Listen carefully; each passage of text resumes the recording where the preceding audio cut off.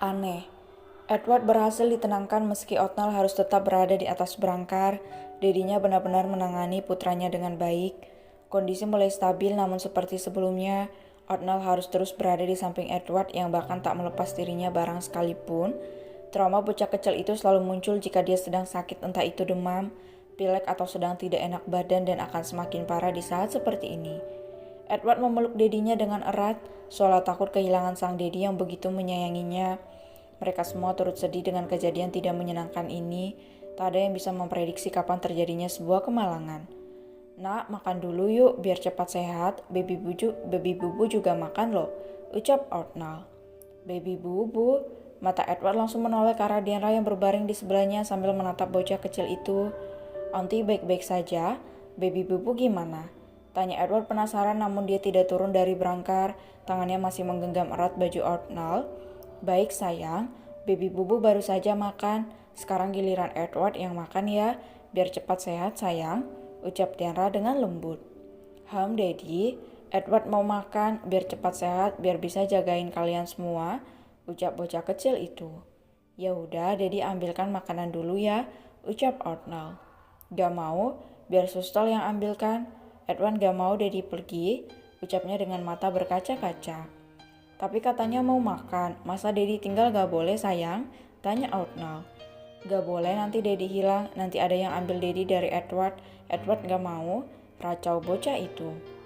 Niel, kau tetap di situ, biar aku yang ambil. Anakmu butuh dirimu, jangan tinggalkan dia, ucap David. Iya kak, temani saja dulu Edward, ucap Dianra. Baiklah, akhirnya setelah sekian lama David menjadi pelayanku. Otnal tertawa terbahak-bahak yang malah membuat David memutar malas kedua bola matanya.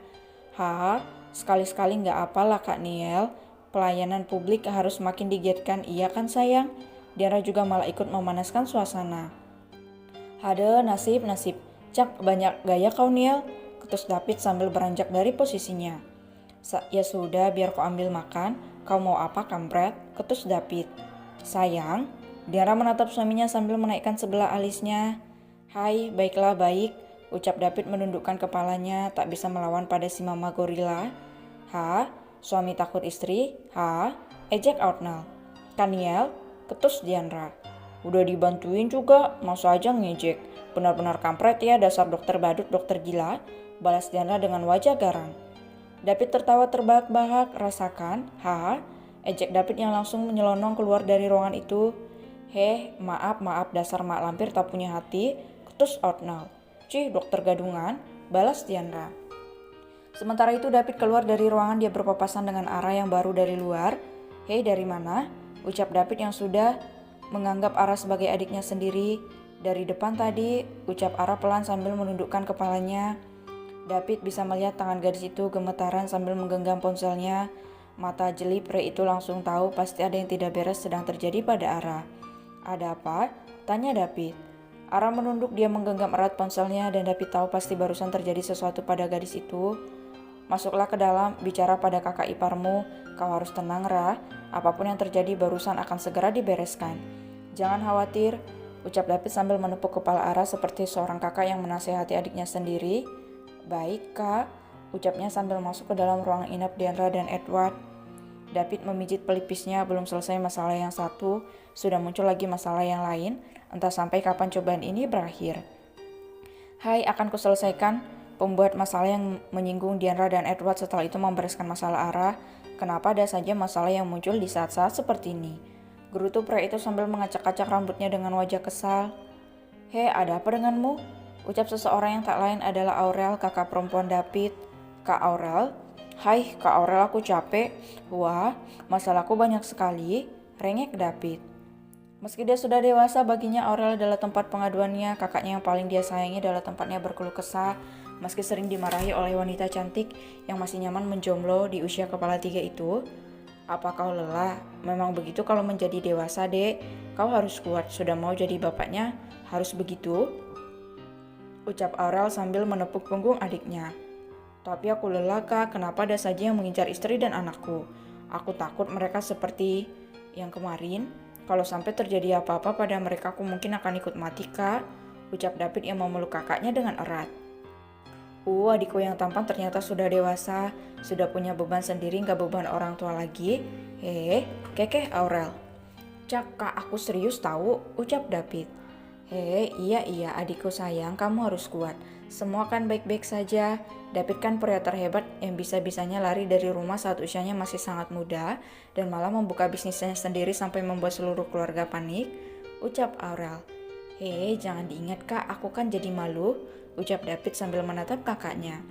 Dasar anak tengil, celutuk Aurel sambil mengacak-acak rambut adiknya. Hah? Oh iya kak, David melepas pelukannya. Kakak kapan nikah? Terus kau pendek? Hah? Ejek David yang langsung lari terbirit-birit sebelum terkena bogoman mentah dari kakaknya. Sial, aku kena lagi. Dasar kau adik laknat, kemari kau. Pekik Aurel sambil mengejar David yang sudah lari terbirit-birit meninggalkan Aurel di sana. Sementara itu ada seseorang yang tampak mengawasi Aurel dan David. Dari kejauhan, dia memakai kacamata penutup kepala dan jaket hitam, memotret David dan Aurel hingga beberapa kali. Apa wanita itu juga berhubungan dengannya? Apa dia berselingkuh? Siapa wanita itu? Aku tak dengar percakapan mereka. Kenapa mereka terlihat sangat dekat? Batin orang itu sambil menatap mereka. Terserahlah, sekarang aku harus menemukan wanita sialan dan anak itu. Anak itu harus mati di tanganku gara-gara dia keluarga aku hancur berantakan. Ucap orang misterius itu sambil beranjak dari posisinya menuju kamar perawatan Diandra. Dia harus mati, kalau perlu mereka semua harus mati. Gumamnya sambil berjalan menuju lantai di mana Diandra dan Edward dirawat. Sementara itu di rumah besar Park terjadi ketegangan yang benar-benar serius. Pasco dan Joel serta si kembar sedang melacak orang yang menjadi dalang kecelakaan Diandra dan Edward, namun mereka menemukan sesuatu yang sangat aneh. Pasco, apa kalian kenal orang ini? Ucap Kristen sambil menunjukkan foto seorang wanita. Mata Pasco dan Joel terbelalak saat melihat wajah wanita itu. Wanita yang beberapa waktu lalu dipermalukan oleh Diandra yang tak lain adalah adik mantan kekasih David di masa lalu. Itu Nani, apa dia pelakunya? Tanya Joel.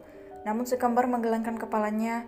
Dia hampir menjadi pelaku sesungguhnya tetapi dibatalkan oleh orang asing ini, ucap Kristo menunjukkan foto seorang wanita lainnya yang mengendarai mobil yang menabrak mobil David. Siapa dia? Ucap mereka berdua dengan wajah bingung.